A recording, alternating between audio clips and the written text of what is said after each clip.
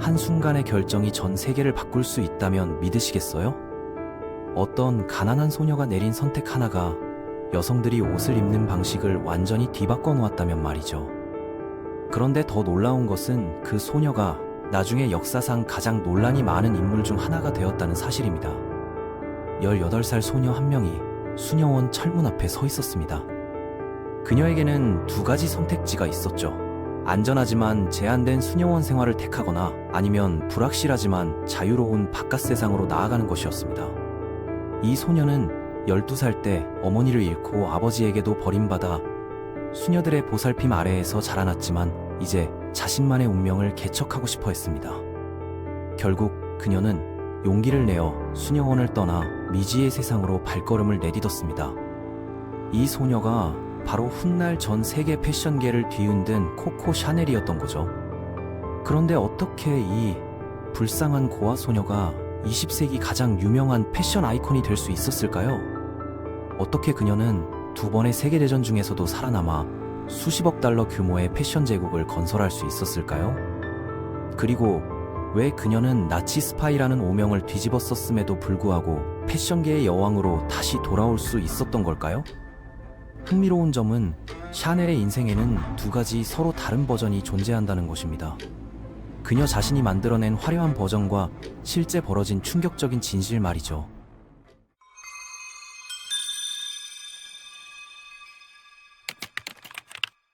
1883년 8월 19일 가브리엘 샤넬이라는 이름의 아기가 프랑스의 작은 시골 마을에서 세상의 빛을 보았습니다. 그녀의 가정은 극도로 가난했는데 아버지는 마을을 떠돌아다니며 옷을 파는 행상이었고 어머니는 다른 사람들의 빨래를 해주며 생계를 유지했죠. 하루하루 먹고 살기도 벅찬 생활이었습니다. 가브리엘이 겨우 12살이 되던 해 그녀의 삶에 치명적인 변화가 찾아왔습니다.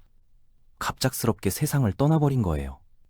어머니를 잃은 충격도 채 가시기 전에 아버지는 더욱 잔인한 결정을 내렸습니다. 자신은 생계를 위해 다른 곳으로 떠나야 한다며 어린 가브리엘을 수녀들이 운영하는 고아원에 맡겨버린 것이죠. 수녀들이 운영하는 이 고아원은 감옥과 다를 바 없었습니다. 엄격한 규율과 차가운 대우 그리고 희망이 보이지 않는 단조로운 일상이 계속되었죠. 어린 가브리엘은 이곳에서 매일 절망감과 싸워야 했습니다. 아버지는 약속했던 면회도 오지 않았고 결국 그녀는 다시는 아버지를 보지 못했어요. 이런 절망적인 환경에서도 가브리엘에게는 한 가지 위안이 있었는데 바로 바느질과 재봉 기술을 배우는 것이었습니다. 수녀들은 고아원 아이들에게 생활에 필요한 기술들을 가르쳤는데 가브리엘은 특히 바느질에 남다른 재능을 보였죠. 18살이 되자 그녀는 아름다운 모자와 우아한 드레스를 직접 만들 수 있을 정도가 되었습니다. 드디어 성인이 된 가브리엘은 고아원을 떠날 수 있는 기회를 얻었습니다. 그녀는 젊은 여성들을 위한 마무리 학교에 등록하여 자신의 재봉 기술을 더욱 발전시키기로 결심했어요. 이곳에서 그녀는 과거의 아픈 기억들을 뒤로하고 새로운 인생을 설계하고 싶어 했습니다. 상류층 여성들처럼 화려하고 사치스러운 삶을 살고 싶다는 꿈을 품었죠. 그런데 문제는 그런 삶을 살기 위해서는 엄청난 돈이 필요하다는 것이었습니다. 고아원에서 자란 가난한 소녀에게 그런 돈이 있을 리 만무했죠. 1903년 20살이 된 가브리엘은 재봉사로 첫 직장 생활을 시작했습니다. 비록 보잘것없는 일이었지만 패션 업계에 첫 발을 내딛는 소중한 기회였어요. 그녀가 일하던 곳은 휴가를 나온 군인들이 자주 찾는 재봉점이었는데 이들은 개인 맞춤 제복을 주문하러 오곤 했습니다. 가브리엘의 뛰어난 재봉 실력은 곧 소문이 났고 더불어 그녀의 아름다운 외모도 많은 군인들의 시선을 사로잡았죠. 어느 날 한 젊은 군인이 그녀에게 특별한 제안을 했습니다. 라이브 음악 공연이 열리는 저녁 파티에 함께 가지 않겠느냐는 것이었어요. 처음에 가브리엘은 망설였습니다. 지금까지 멀리서만 바라보았던 엘리트들과 같은 공간에 있게 된다니 어색하고 두렵기도 했거든요. 하지만 용기를 내어 파티에 참석한 그날 밤이 그녀 인생의 전환점이 되었습니다. 음악 공연장에서는 아마추어들도 무대에 올라 노래할 기회를 주었는데 가브리엘이 용기를 내어 무대에 올라 노래를 부르자 청중들이 열광했어요. 그녀의 아름다운 목소리와 매력적인 무대 매너는 모든 사람들을 사로잡았죠. 이 일을 계기로 그녀는 클럽에서 가수로 일하게 되었습니다. 많은 사람들은 이때부터 그녀가 코코라는 별명으로 불리기 시작했다고 믿고 있습니다. 그녀가 자주 불렀던 노래 가사 중에 코코라는 단어가 들어있었기 때문이라는 설이 유력하죠. 하지만 코코 본인은 다른 설명을 하기도 했는데 그 별명이 프랑스어로 보호받는 여인을 뜻하는 단어에서 왔다고 주장했어요. 사실 샤넬은 자신의 과거에 대해 자주 다른 이야기를 했기 때문에 어떤 것이 진실인지 알기 어려웠습니다. 예를 들어 그녀는 고아원에서 자랐다는 사실을 숨기고 이모와 함께 살았다고 거짓말을 하곤 했죠. 어쨌든 가브리엘은 그때부터 코코 샤넬이라는 이름을 사용하기 시작했습니다. 낮에는 재봉사로, 밤에는 클럽 가수로 일하는 바쁜 생활을 하던 코코에게 운명적인 만남이 찾아왔습니다. 어느 날 공연 중에 그녀는 부유한 플레이보이이자 유명한 폴로 선수인 에티엔 발상을 만나게 되었죠. 발상은 귀족 출신의 돈 많은 남자였고 코코의 아름다움과 독특한 매력에 완전히 빠져버렸습니다. 얼마 지나지 않아 두 사람은 연인 관계가 되었고 코코는 발상의 화려한 저택에서 살기 시작했어요. 어떤 사람들은 코코가 순수한 사랑보다는 상류사회 진출을 위한 계산된 선택을 했다고 보기도 합니다만 어찌됐든 이 관계 덕분에 그녀는 처음으로 상류층의 삶을 경험할 수 있게 되었죠. 발상은 코코에게 최고급 드레스, 값비싼 보석, 그리고 당시 최신 패션 아이템들을 선물로 쏟아부었습니다. 코코는 마치 공주가 된 듯한 기분이었죠. 하지만 시간이 지나면서 이상한 일이 벌어졌습니다. 발상이 사준 아름다운 옷들을 코코가 입지 않기 시작한 거예요. 발상은 처음에 자신이 뭔가 잘못했나 하고 걱정했지만 사실 코코는 완전히 다른 이유로 고민하고 있었습니다. 그녀는 모든 여성 패션이 남성 디자이너들에 의해 만들어진 다는 사실에 깊은 불만을 품고 있었거든요. 당시 여성들이 입는 옷들은 겉보기에는 화려했지만 실제로는 매우 불편했습니다. 허리를 꽉 조이는 코르셋 때문에 숨쉬기도 어려웠고 무거운 장식들과 복잡한 구조 때문에 움직이기도 힘들었죠. 코코는 이런 현실에 분노했고 급기야 패션계 전체를 깜짝 놀라게 할 파격적인 행동을 했습니다. 발상과 함께 참석한 한 사교 파티에서 그녀는 남성용 정장을 자신의 몸에 맞게 수선해서 입고 나타난 것이죠. 거기에 발상의 넥타이까지 메고 자신이 직접 디자인한 심플한 모자를 썼습니다. 그 순간 파티장은 완전히 조용해졌습니다. 모든 사람들이 충격에 빠져 코코를 쳐다보았죠. 여성이 남성복을 입고 나타난 것은 그 시대로서는 상상할 수 없는 일이었거든요. 어떤 사람들은 스캔들이라며 수군거렸고 또 다른 사람들은 너무 혁신적이라며 감탄했습니다. 코코는 바로 이런 반응을 원했던 거예요. 사람들의 관심을 끌고 동시에 여성들도 편안하고 실용적인 옷을 입을 수 있다는 메시지를 전달하고 싶었던 겁니다. 이 사건 이후 코코는 더욱 대담한 패션 실험을 계속했습니다. 베니스 여행에서 곤돌라를 타면서 바지를 입는다거나 승마를 할 때도 전통적인 여성용 승마복 대신 편리한 남성복 스타일을 택했죠. 이런 코코의 혁신적인 스타일에 매료된 발상은 그녀에게 자택 내 작은 작업실을 마련해 주었습니다. 코코는 그곳에서 모자를 만들고 옷을 디자인하기 시작했어요. 발상은 그저 코코의 취미 정도로 생각했지만 코코는 이미 훨씬 더 큰 꿈을 품고 있었습니다. 바로 본격적인 패션 사업을 시작하는 것이었죠. 하지만 한 가지 큰 문제가 있었습니다. 사업을 시작하려면 자본이 필요한데 코코에게는 그런 돈이 없었어요. 발상을 비롯해 그녀 주변의 부유한 남성들은 값비싼 선물은 기꺼이 해줬지만 사업 투자는 완전히 다른 문제였습니다. 위험 부담이 큰 투자에는 아무도 선뜻 나서려 하지 않았죠. 코코는 점점 답답해졌고 새로운 기회를 찾고 있었습니다. 그때 26세가 된 코코에게 운명의 만남이 다시 한번 찾아왔어요. 발상의 파티에서 그녀는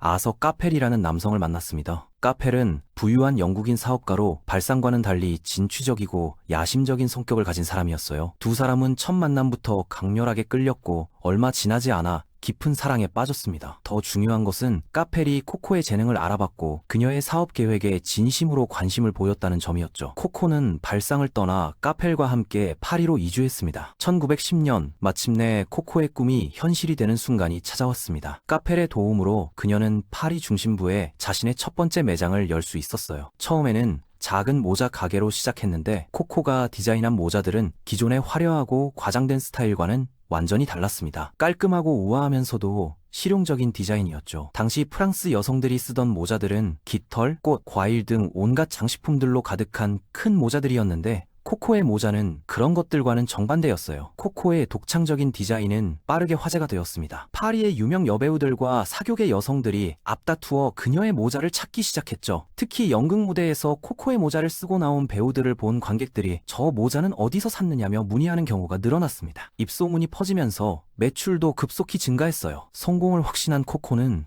직원들을 고용하기 시작했고 모자뿐만 아니라 의류까지 사업 영역을 확장하기로 결심했습니다. 코코의 비전은 명확했습니다. 가능한 한 빨리 부자가 되고 싶었고 그러기 위해서는 돈 많은 고객들을 확보해야 했어요. 그녀가 목표로 삼은 것은 프랑스의 부유하고 유명한 사람들이었는데 이런 특권층들이 휴가를 보내며 어울리는 곳이 어디인지 파악했습니다. 그래서 카펠과 함께 해변 휴양지로 여행을 떠났죠. 카펠에게는 그냥 달콤한 연인과의 휴가였지만 코코에게 이 여행은 두 번째 매장 위치를 물색하는 사업 출장이었어요. 여행 중에 그녀는 완벽한 장소를 발견했고 1913년 샤넬 부티크가 그 고급 휴양지에 정식으로 문을 열었습니다. 이곳에서 선보인 코코의 첫 컬렉션은 또 한 번 패션계를 깜짝 놀라게 했습니다. 그녀는 그때까지 주로 남성 속옷에만 사용되던 저지 소재로 여성 의류를 만들었거든요. 저지 소재는 부드럽고 신축성이 좋아서 몸의 움직임을 자유롭게 해줬지만 고급 여성복에는 전혀 사용되지 않던 소재였어요. 하지만 코코의 저지 드레스를 입어본 여성들은 그 편안함에 깜짝 놀랐습니다. 프랑스 여성들이 편안하면서도 우아한 옷을 입을 수 있게 된 것은 처음 있는 일이었죠. 코코는 여성들에게 기절하지 않고도 웃고 먹고 자유롭게 숨 쉴 수 있는 기회를 주고 싶었다고 말했습니다. 드디어 성공의 정점에 오른 듯 보이던 코코였지만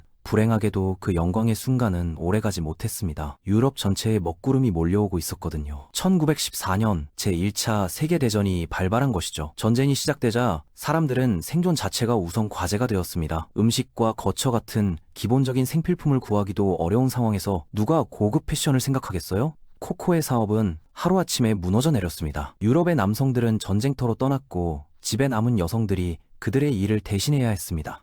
여성들이 공장에서 일하고 농사를 짓고 온갖 육체 노동을 하게 되었죠. 이런 상황에서 프릴과 깃털로 장식된 화려한 드레스를 입을 수는 없는 일이었습니다. 많은 패션 디자이너들이 이런 현실에 좌절하며 사업을 포기했지만 코코는 달랐습니다. 오히려 이 위기를 새로운 기회로 바꿔보자고 생각한 거예요. 코코는 시대의 변화를 정확히 읽고 대응했습니다. 여성들이 현재 하고 있는 일에 적합한 실용적인 옷을 디자인하기 시작한 것이죠. 그녀의 시그니처 소재인 저지를 활용해서 일하는 여성들을 위한 데일리웨어 컬렉션을 출시했습니다. 이 옷들은 작업하기 편하면서도 여성스러움을 잃지 않는 디자인이었어요. 예상대로 이 컬렉션은 큰 성공을 거뒀고 1920년대에 들어서면서 코코의 명성은 더욱 높아졌습니다. 그녀는 나중에 한 세계가 죽어가는 동안 다른 세계가 탄생하고 있었다. 나는 그 기회를 놓치지 않았다고 회상했어요. 하지만 코코의 사업이 번창하는 동안 그녀의 개인적인 삶은 산산조각이 나고 있었습니다. 카펠과의 관계에 심각한 문제가 생긴 거예요. 코코는 카펠을 진심으로 사랑했지만 어느 날 카펠이 충격적인 소식을 전했습니다. 영국 귀족 가문의 딸과 결혼하게 되었다는 것이었죠. 1918년 제1차 세계대전이 끝나가던 해였지만 코코에게는 새로운 전쟁이 시작된 셈이었어요. 사실 카펠도 코코를 사랑했지만 그의 사회적 지위 때문에 어쩔 수 없는 선택이었습니다. 당시 상류층에서는 같은 계급끼리만 결혼하는 것이 불문율이었고 고아원 출신인 코코와의 결혼은 상상할 수 없는 일이었거든요. 카펠이 다른 여성과 결혼한 후에도 두 사람의 관계는 계속되었습니다. 그런데 1919년 12월 22일 코코의 인생을 완전히 뒤바꿔 놓을 비극적인 소식이 전해졌습니다. 카펠이 교통사고로 사망했다는 것이었어요. 더욱 가슴 아픈 것은 그가 코코를 만나러 가는 길에서 사고가 났다는 사실이었습니다. 코코에게 카펠은 단순한 연인이 아니라 인생의 동반자이자 유일한 가족 같은 존재였어요. 그의 죽음과 함께 코코는 마지막 눈물을 흘렸고 그 이후로는 아무도 코코 샤넬이 우는 모습을 보지 못했습니다. 카펠의 죽음은 코코를 완전히 다른 사람으로 만들었습니다. 외롭고 분노에 찬 여성이 된 거죠. 하지만 이 아픔은 그녀 내면에 더욱 강렬한 불길을 지폈습니다. 자신과 카페를 갈라놓았던 그 엘리트들에게 복수하고 싶어 했고 그 복수는 더 큰 성공을 통해 이루려 했어요. 2년 후인 1921년 코코는 패션사의 길이 남을 혁명적인 제품을 선보였습니다. 바로 샤넬 넘버 5 향수였죠. 그 당시까지 여성들이 사용하던 향수는 장미, 바닐라 같은 단일 향만을 사용한 단순한 것들이었습니다. 하지만 샤넬 넘버 5는 여러 가지 향을 복합적으로 조합해서 만든 완전히 새로운 개념의 향수였어요. 이 독특한 향은 곧 상류층 여성들 사이에서 품격과 세련됨의 상징이 되었습니다. 샤넬 넘버 5는 세계에서 가장 많이 팔리는 향수가 되었고 현재까지도 그 인기가 이어지고 있죠. 하지만 카펠이 죽으면서 코코에게는 심각한 문제가 하나 생겼습니다. 새로운 사업 파트너가 필요했던 거예요. 당시에는 여성이 독립적으로 은행 계좌를 개설하거나 사업 계약을 체결하는 것이 법적으로 제한되어 있었거든요. 1924년 코코는 새로운 사업 파트너이자 투자자를 찾았습니다. 피에르 베르타임이라는 매우 부유한 사업가였는데 고급 패션 브랜드 운영 경험이 풍부한 사람이었어요. 이 파트너십 덕분에 코코는 사업을 계속 유지할 수 있었지만 그녀가 서명한 계약 조건은 매우 불공정했습니다. 샤넬 넘버 5판 판매 수익의 겨우 10%만 코코에게 돌아가고 나머지 90%는 베르타임이 가져가는 조건이었거든요. 억울한 거래였지만 당시 상황에서는 어쩔 수 없는 선택이었어요. 이 시기에 코코는 현재 전 세계적으로 유명한 샤넬의 로고도 공개했습니다. 서로 맞물려 있는 두 개의 C로 이루어진 인터로킹 로고 말이에요. 또한 그녀는 패션계에 엄청난 영향을 미칠 여러 트렌드들을 도입했습니다. 여성용 스포츠웨어, 투톤 슈즈, 리틀 블랙 드레스 등이 모두 이 시기에 탄생했어요. 1930년대에 들어서면서 야심찬 코코는 사업 영역을 더욱 확장했습니다.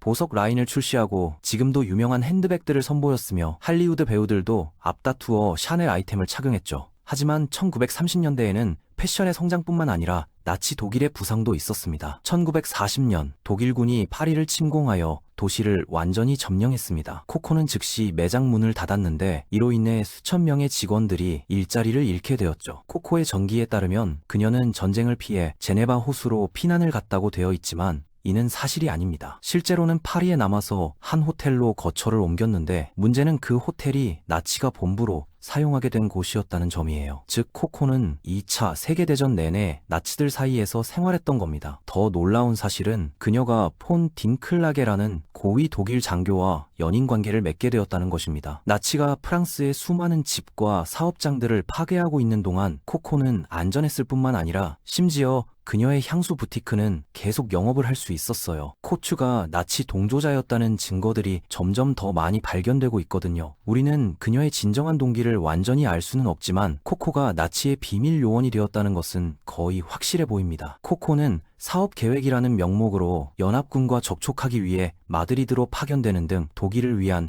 여러 임무들을 수행한 것으로 보입니다. 2011년에 출간된 적과의 동침, 코코, 샤넬의 비밀스러운 전쟁이라는 책은 현재 기밀이 해제된 프랑스 경찰 기록 보관소를 활용하여 모든 정보를 수집하고 다른 나라들의 문서와도 교차 검증했습니다. 이 책에 따르면 코코는 단순히 나치와 협력한 것이 아니라 유럽을 돌아다니며 제3제국을 위한 새로운 요원들을 모집하는 일까지 했다고 합니다. 또한 자신의 인맥을 이용해서 나치를 위한 비밀 정보를 획득하고 다른 사람들을 설득해서 2차 세계대전 중 독일을 도울 수 있는 작업들을 하게 만들었다는 거죠. 현재 기밀 해제된 문서들에 따르면 1944년 나치는 심지어 코코에게 윈스턴 처칠과 개인적으로 아는 사이라는 점을 활용해서 연합군과 항복을 협상하는 임무까지 맡겼다고 합니다. 하지만 처칠은 이를 단호히 거부했어요. 코코가 독일을 도운 이유 중 하나는 독일이 프랑스를 점령하는 동안 감지한 사업 기회 때문일 수도 있습니다. 독일은 유대인의 회사 소유를 금지하는 등 반유대주의 법률들을 도입했는데 코코와 사업을 시작한 베르타임이 유대인이었거든요. 코코는 항상 그를 자신의 성공의 빌부터 사는 기생충 정도로 여겼습니다. 자신의 사업에서 수익의 10%만 받고 있었으니까요. 전쟁이 끝난 후 수천 명의 파리 시민들이 나치를 도운 혐의로 반역죄 재판을 받았지만 코코는 그 명단에 포함되지 않았습니다. 이것은 특히 이상한 일인데 독일 장교들이 코코가 스파이로 일했다고 증언했음에도 불구하고 그녀가 완전 무죄로 풀려났기 때문입니다. 가장 널리 받아들여지는 이론은 윈스턴 처칠이 코코를 안전하게 지키기 위해 개입했다는 것입니다. 코코는 매우 민감한 정보들과 고위 영국 정치인들, 왕족들, 엘리트들에 대한 해로운 정보를 많이 가지고 있었고 처칠은 그 모든 비밀들이 공개되는 것을 원하지 않았을 거예요. 그럼에도 불구하고 코코가 나치를 도왔다는 소문들이 끊이지 않았기 때문에 그녀는 프랑스에서 매우 나쁜 반응을 받았습니다. 그녀의 명성은 완전히 망가졌고 샤넬 브랜드도 폐허가 되었어요. 더 이상 파리에서 안전하게 살 수 없게 되자 그녀는 스위스로 도망쳐서 거의 10년간 은둔 생활을 했습니다. 하지만 코코는 은둔하는 동안에도 패션계의 변화를 계속 지켜보고 있었고 그녀가 본 모든 것에 실망했어요. 특히 그녀를 가장 짜증나게 한 것은 크리스찬 디올의 디자인이었습니다. 그는 뻣뻣하고 장식적인 드레스들을 만들었는데 코코는 이를 혐오했고 그가 여성들을 안락의자처럼 입힌다고 비판했죠. 결국 그녀는 더 이상 패션계에서 멀어져 있을 수 없었어요. 현대 여성들이 자신을 필요로 한다고 확신했고 패션계에 복귀하기로 결심했습니다. 이상하게도 코코가 전쟁 중에 계약을 무효화하려고 시도했음에도 불구하고 그녀의 컴백을 도운 사람은 피에르 베르타임이었습니다. 1954년 71세의 코코는 전쟁 이후 15년 동안 문을 닫았던 패션하우스를 다시 열었습니다. 하지만 그녀가 새로운 패션 라인을 선보인 날 프랑스 언론들이 그녀에게 달려들었어요. 당연히 사람들은 그녀를 용서하지 않았고 그녀의 컬렉션을 거부했으며 프랑스에서는 재앙이라고 불렸습니다. 하지만 얼마 지나지 않아 그녀의 드레스들이 미국으로 건너갔고 그곳 사람들은 나치와의 코코 연루 사실을 모르거나 그냥 모든 것을 뒤로 하고 있었기 때문에 그 옷들에 열광했습니다. 코코의 새로운 컬렉션은 현대 미국인들이 원하는 옷차림 방식과 완벽히 일치했어요. 곧 코코의 의류는 미국 유명인들과 할리우드 여배우들 사이에서 인기를 끌었습니다. 제키 케네디와 엘리자베스 테일러 같은 당시 저명한 여성들이 모두 샤넬을 입었죠. 모든 역경에도 불구하고 코코는 마침내 패션 여왕으로서의 지위를 되찾았고 75세의 나이에도 불구하고 클래식한 트위드 수트 같은 성공적인 새로운 디자인들을 계속 선보였습니다. 하지만 코코는 1971년 87세의 나이로 세상을 떠났어요. 얼마 지나지 않아 패션 디자이너 칼 라거펠트가 회사의 크리에이티브 디렉터를 맡아 사업을 더욱 성장시키는 데 기여했습니다. 흥미로운 점은 샤넬 회사가 오늘날까지도 베르타임 가문의 소유라는 것입니다. 피에르는 오래전에 세상을 떠났지만 그의 손자들이 지금 브랜드를 운영하고 있으며 그들의 순자산은 300억 달러를 넘습니다. 하우스는 전 세계 유명 패션 디자이너들에게 영감을 주는 매우 유명한 브랜드로 계속 유지되고 있어요. 특히 천재적입니다. 광고는 사실을 잊게 만드는 영화 같은 미니 필름들을 제작하거든요. 이제 가장 흥미로운 질문을 던져보겠습니다. 우리는 코넬에 대해서 어떻게 생각해야 할까요? 패션 역사상 가장 영향력 있는 창조물들 중 일부를 만들어냈다는 데는 의심의 여지가 없습니다. 그녀는 선구자이자 혁신가였고 빈곤 속 약해서 전망이 없는 고아원에 보내졌다는 점을 고려하면 그녀가 인맥을 통해서 거대한 사업을 구축한 방식은 정말 놀라운 일이에요. 중에 그녀가 단순히 살아남기 위해서 해야 할 일을 했다고 말할 수는 없을 것 같습니다. 증거가 적극적으로 치를 도왔다는 것을 시사하거든요. 더 복잡한 윤리적 질문을 제기합니다. 들이 오늘날 우리 회사를 보는 방식에 영향을 미쳐야 할까요?